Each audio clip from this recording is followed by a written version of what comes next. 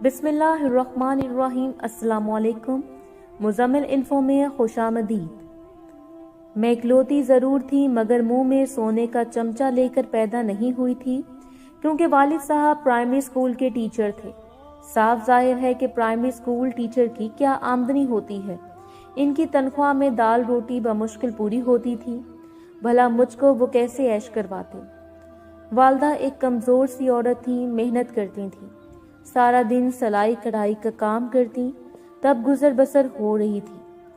छोटे से गांव में रहने की वजह से अम्मी अब्बू के जहन ज़्यादा तरक्की ना कर सके। इन्होंने कभी दुनिया देखी नहीं थी और ना अपने इलाके से बाहर निकले, तो इन्हें क्या पता था कि दुनिया कितनी आगे जा रही है।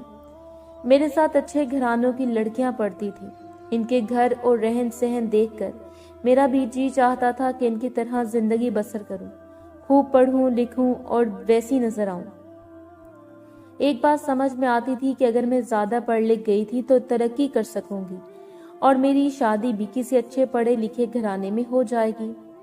तभी दिन रात मेहनत करती, किताबों से दिल लगा कर रखती। इरादा था कि एफएससी में अच्छे नंबर ले आऊंगी तो मेडिकल में दाखिला मिल जाएगा, डॉक्टर बन जाऊंगी, तकदीर बदल जाएगी। हमारे गांव में स्कूल मैट्रिक तक था। इसके बाद लड़कियों को कॉलेज की तालीम के लिए लड़कों के कॉलेज में दाखिला लेना पड़ता था। जब मैंने मैट्रिक पास कर लिया तो वालिद साहब से आगे पढ़ने की इजाज़त तलब की। इन्होंने साफ इनकार कर दिया। बोले, क्या तुम अब लड़कों के साथ पढ़ोगी? ये मुझे हरगिज मंजूर नहीं है, आराम से घर बैठो। माँ ऐसे मौके पर हमेशा ढाल का काम करती है और बेटियां अपने मसाइल की खातिर माओ का सहारा लिया करती हैं, लेकिन मेरी अम्मी और तरह की थी। जब मैंने इस सिलसिले में उनसे मदद तलब की तो वो बोली, आगे पढ़कर क्या करेगी, ख्वामखा के खर्चे होंगे, अच्छा है कि घरदारी सीख ले, तेरी शादी करनी है, वहां ससुराल में खाना बनाना सीना परोना ही काम आएगा, किताबें नहीं। बाशऊर होते ही कुछ लड़कियां शादी के ख्वाब देखती हैं और कुछ आला तालीम पाने के और कुछ बनकर दिखाने के ध्यान में रहती हैं। मैं दूसरी किस्म की लड़कियों में से थी। बदकिस्मती से माँ बाप की सोचों के आगे कुछ न कर सकी और सारे ख्वाब चकनाचूर होकर रह गए। हम जमात लड़कियों ने कॉलेज में दाखिला ले लिया और मुझे घर आकर बताया कि कॉलेज की जिंदगी बड़ी सुहानी होती है, तुम दाखिला ले लो।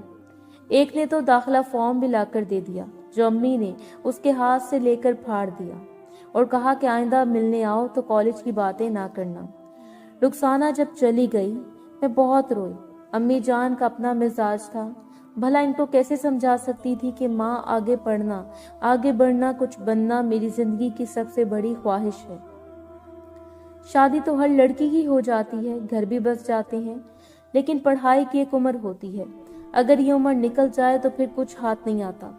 लेकिन माँ बस एक बात जानती थी कि शादी जल्दी होनी चाहिए, क्योंकि शादी की भी एक उम्र होती है, अगर वो निकल जाए तो फिर कुछ हाथ नहीं आता।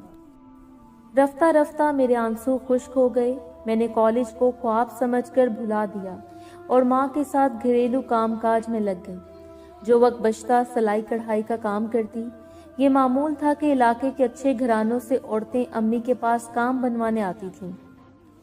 वो अपने कपड़े, जोड़े और धागे, मोती सितारे दे जाती थी और डिज़ाइन भी समझा जाती थी। मैंने अम्मी से काम सीखा, लेकिन मेरे हाथ में इनसे ज़्यादा नफासत और सफाई थी। औरतें मेरा काम देखकर दंग रह जाती। वो मेरे सलीके और सूरत की तारीफ किए बगैर ना रह सकती थी। अम्मी से बातों बातों में कहती, आपकी लड़की बड़ी अच्छी है, जिस घर में जाएगी उजाला कर देगी। हाँ बहन, दुआ करो खुदा इसकी अच्छी किस्मत करे, अच्छा घर और अच्छा खाविंद दे। अभी तो कोई रिश्ता नहीं मिला, दिन रात यही फिक्र खाई जाती है। अम्मी अब्बू मेरे लिए रिश्ता तलाश कर रहे थे और साथ मुख्तलिफ अशिया खरीदने में लगे थे। गरीबों के यहाँ तो इसी तरह जहेज जोड़ा जाता है। जो ही बेटी जन्म लेती है वो इसके लिए जहेज की अशिया एक एक करके जखीरा करने लगते हैं। अम्मी ने भी ऐसा ही किया था। एक दिन का जिक्र है, दोपहर के खाने से फारिग होकर एक दुपट्टे पर मोती टांगने का काम कर रही थी कि फोन बजने लगा। अम्मी ने उठकर फोन अटेंड किया। बातों से अंदाजा हुआ कि मेरी माँ बहुत खुश हो रही हैं। आखिर में अम्मी ने इनका शुक्रिया अदा किया और सलाम करके फोन रख दिया। मैंने निगाह उठाकर माँ के चेहरे को देखा। वो बहुत मसरूर लगी, सर पर हाथ फेरा, दुआएं देने लगी और कहा, शुक्र है मेरी चांद सी बेटी के लिए इतना अच्छा रिश्ता मिला है। उसी वक्त अब्बू आ गए। खुशी से निहाल मेरी माँ ने पहली बात यही बताई, सुनो साजिदा के अब्बू ज़किया बेगम जो मुझसे कढ़ाई करवाने आती थीं, इन्होंने अपने बेटे के लिए हमारी बेटी का रिश्ता पसंद कर लिया है। लड़का महकमा तालीम में 16वें ग्रेड का अफसर है और इसकी उम्र 25 साल है। वो हफ्ते के दिन बात पक्की करने आ रहे हैं। अम्मी के मुंह से ये बातें सुनकर मेरा चेहरा शर्म से सुर्ख हो गया। उठकर वहां से दूसरे कमरे में चली गई। अब्बू बेहद खुश थे। वो बेख्तियार मेरे कमरे में आ गए और दुआ दी। 2 दिन बाद ज़किया बेगम मिठाई का टोकरा लेकर आ गईं और बात पक्की हो गई। अम्मी ने मिठाई रिश्तेदारों में बांट दी। सब मुबारकबाद देने आने लगे। मेरी सहेलियां भी आईं। हर एक की जुबान पर एक ही बात थी कि ऐसा अच्छा लड़का किस्मत वालों को मिलता है। तुम बड़े खुश नसीब हो कि अफसर मिला है। जिस दिन लड़के वालों ने रस्म के लिए आना था, मामू, चचा और दीगर बड़े भी हमारे घर आ गए ताकि उनकी भी तसल्ली हो जाए। सबने लड़के का नाम पूछा। अब्बू ने तनवीर बताया। दोपहर को तनवीर के घर वालों ने आना था। अम्मी ने कहा कि खाना तुम अच्छा बनाती हो, लिहाजा खाना तैयार कर दो। मैंने मटन कीमा, चिकन रोस्ट, बिरयानी और खीर बनाई। अभी मैं किचन में ही थी कि साइका ने बताया मेहमान आ गए हैं। अम्मी इनको मेहमान खाने में ले आई। मामूजाद साइका जो मेरी मदद के लिए आई हुई थी मुझे छेड़ने लगी। लो भाई, ये तो पूरी फौज आ गई है तुम्हारी ससुराल से। तुम्हारे सास, ससुर, जेठ, जिठानी, देवर, देवरानी, वे माँ बच्चों के और तुम्हारे होने वाले वो भी खूब बंठन कर आए हैं। अब जनाब इन लजीज खानों के अलावा अपने हुस्न की झलक भी इन्हें दिखाई दो, लिहाजा जल्दी से हाथ मुंह धोकर तैयार हो जाओ। वो अगर इधर आ धमकी तो बुरा होगा, क्योंकि जनाब पसीने में शराबूर काम वाली मासी लग रही हैं। मैंने गुस्सा दबा कर कहा, साइका की बच्ची चल यहाँ से, ज्यादा जुबान न चला और खाना वहाँ ले जाने में मेरी मदद कर। हाँ भाई, मगर तुम जरा अपना हुलिया तो दुरुस्त कर लो। तभी मैंने जल्दी से हाथ मुंह धोया, बाल ठीक किए, फिर आहिस्ता आहिस्ता चलती हुई वहां पहुंची। दिल जोर जोर से धक धक कर रहा था और अनजाने खदशात घेरे हुए थे कि कहीं ये मुझे नापसंद न कर दें। खाने की ट्रे धीरे से मेज पर रख कर पहले एक उम्र रसीदा औरत की तरफ देखा जो शायद मेरी होने वाली सास थी। इसने बड़ी मोहब्बत से मुझे पास बुलाया और सीने से लगाकर मेरा हाथ चूमते हुए कहा, अरे मेरी बेटी तो चांद से भी ज्यादा खूबसूरत है। क्यों भाई तनवीर, हमें यह रिश्ता कबूल है। 3 पीस सूट में मलबूस तनवीर, जिसका चेहरा शर्म से सुर्ख हो गया था, मुझे बहुत अच्छा लगा। मैं जल्दी से किचन में आ गई। खाना खाने के बाद बातें शुरू हुई। शाम की चाय से पहले इन्होंने मंगनी की रस्म अदा की और फिर चाय पीकर चले गए। 3 माह के बाद शादी की तारीख रख दी गई और शादी की तैयारियां जोर शोर से शुरू हो गईं। हमारा घर रिश्तेदारों से भर गया। मैं इकलौती थी। अब्बू ने अपनी हैसियत से बढ़कर एहतमाम किया था। 2 हफ्ते कबल ही ढोलक बजना शुरू हो गई। मुझे इतनी मोहब्बत मिल रही थी कि मैंने कभी इस बारे में सोचा तक ना था। सहेलियां रोज सुबह आ जाती, उपटन मिला जाता, गीत गाए जाते, मुझे मायूं बिठा दिया गया था। सो अब मैं कैदी होकर रह गई थी। ताई, फूफी, खाला, मुमानी सब आकर वक्तन फोक्तन घरदारी के मुंह समझाती थी कि बेटी अपने शोहर का कहा मानना और खामिद को इतनी मोहब्बत और इज्जत देना कि वो तेरा होकर रह जाए और तेरी हर बात माने। वक्त रुखसत अम्मी ने मुझे अजीब बातें कही, मसलन बेटी पहले दिन से शोहर पर रोब रखना और कहना कि मुझे अलग घर में रखो, इसे सरकारी घर मिल सकता है तो मुश्तरका फैमिली में रहने की बजाय तुम दोनों मियाँ बीवी को अलहदा रहने में ही सुकून मिलेगा। और खबरदार जो नंद और सास से घुली मिली, वरना सारी जिंदगी उनकी लातें खाती रहेगी। तुम्हारा शोहर 22,000 तनख्वाह लेता है, इससे कहना 2,000 माँ को दे, बाकी 18-20,000 तुमको दे। मैंने माँ की नसीहतों को बवक्त रुखसती ज़हन नशीन कर लिया। माँ ने बार बार हदायत की थी कि मेरी नसीहत भूलना मत, ये सोचे बगैर कि इनकी हरकतों से मेरा घर टूट भी सकता है। ससुराल वाले तालीम याफ्ता, मुहज्जिब और साहब हैसियत लोग थे। हम इनके मुकाबले में कुछ भी ना थे। खानदान वाले अशश कर उठते। वो निहायत आला किस्म की बड़ी और जेवरात लाए थे। उरूसी जोड़े में मैं बेहद जच रही थी। अब्बू ने काफी रकम उधार ली थी। लड़के वालों की हैसियत के मुताबिक धूमधाम से शादी की। सूरत और सीरत दोनों ही खूब थीं। तभी वो मेरा बहुत चाव कर रहे थे। मेरा पुरतपाक इस्तकबाल किया गया। कदमों में फूल ही फूल थे, थाल भर भर के फूलों की पत्तियां निछावर कर रहे थे। इस रोज वाकई मैं खुद को खुशकिस्मत समझ रही थी। किसी को ऐसा एहतराम ना मिला होगा जितना मुझे उस घर में मिल रहा था। लगता था जैसे मैं मलका हूँ और मेरे सामने बाकी सब राया है। सुहाग रात को मैंने महसूस कर लिया कि मेरा शौहर अपने वालिदैन के साथ बहुत मोहब्बत करता है, क्योंकि घूंघट उठाते ही जो बात कही वो ये थी कि साजिदा देखो, तुम मेरी हकीकी मोहब्बत उस वक्त पा सकोगी जब तुम मेरे वालिदैन से मोहब्बत करोगी, उनका एहतराम करोगी। ऐसा ना हो कि तुम मेरा दिल नहीं जीत पाओगी, लिहाजा वादा करो मेरे घर वालों का ख्याल रखोगी। 2-3 माह तो मैं चुप रही। अम्मी का बार बार फोन आता था, यही वक्त है, अगर कुछ कर सकती हो तो कर लो। वक्त गुजरने के साथ साथ जब तुम्हारे शौहर का दिल तुमसे भर जाएगा फिर कुछ ना कर सकोगी। पहले सोचा कि अम्मी जान को समझाऊं कि माँ जाने तुम किन वक्तों की बात करती हो, अब वो जमाना नहीं रहा। सास माँ जैसी मिली है और देवर भाई जैसा है। देवरानी और नंदे भी सब मोहब्बत करने वाली हैं, तो फिर भला मैं क्यों 1.5 दिन की मस्जिद अलग बनाऊं और सबसे अलग होकर रहूं? तो क्या मैं तन्हा होकर अच्छी लगूंगी? मैं माँ से दबे लफ्जों में कहती थी कि अम्मा फिक्र न करो, यहाँ सब ठीक चल रहा है। रोज फोन करके ऐसी बातें ना कहा करो कि मैं प्रोपेगेंडा ज़हन हो जाती हूँ। जब सब अच्छा बर्ताव करते हैं फिर क्यों उनसे बिगाड़ लूं? सास सवेरे उठते ही पहले मेरा माथा चूमती, फिर कोई दूसरा काम करती और नंदे गुलाम बनकर सामने आती। पानी का गिलास भी मुझे उठकर पीने ना देती। सारे काम अपने हाथ से करती। जेठ जेठानी देवर देवरानी हर कोई खंदा पेशानी से मिलता। इनके बच्चे चची जान कहते न थकते, खूब प्यार देते। मैं सारा दिन कमरे में पलंग पर लेटी रहती, घर के काम को वो हाथ न लगाने देते। ऐसी मोहब्बत तो किसी खुशबख्त को ही ससुराल में नसीब होती है। ससुराल में इतनी अच्छी निभ रही हो तो क्या किसी लड़की का दिमाग खराब है कि वो इनसे उलझे जो इससे मोहब्बत कर रहे हो? लेकिन ये बात मेरी अम्मी की समझ में न आती थी। वो बस यही रट लगाए रहती थी कि कब इन लोगों से अलग हो रही हो, ऐसा न हो कि कल ये तुम पर हावी हो जाएं। फिर तो मियाँ तुमको पैर की जूती समझ लेगा। पानी का कतरा अगर मुसलसल पत्थर पर गिरता है तो फिर पत्थर में सुराख हो जाता है। माँ की मुसलसल ऐसी बातों ने बिलाखिर मेरा दिल बुरा कर दिया। तभी मैंने मियाँ से बात करने की ठान ली और फिर एक रोज जब तनवीर दफ्तर से थके हारे घर आए तो मैंने मूड खराब कर दिया। वो मुझसे हस्बे मामूल हंस हंस कर बातें कर रहे थे और मेरी तेवरी पर बल पड़े थे। किस बात का जवाब ना दिया तो तनवीर का माथा ठटक गया। जरूर कोई बात है, वरना पहले तो कभी ऐसा ना हुआ था। इन्होंने बहुत प्यार से पूछा, क्या बात है? किसी ने कुछ कहा है? मैं चुप रही। जब बार बार यही पूछा तो फट पड़ी और कहा कि एक बात तो बताओ, सब्र की इंतहा होती है, आखिर कितने दिन चुप रहूं? अब मैं इस घर में इन लोगों के साथ हरगिज नहीं रहूंगी। मेरा चैन सुकून आराम हराम है, जिसका जब जी चाहे मेरे कमरे में घुसा चला आता है। आपके रिश्तेदारों ने तो मेरा जीना हराम कर दिया है। अगर आपने अलग घर ना लिया तो मैं कुछ खाकर मर जाऊंगी।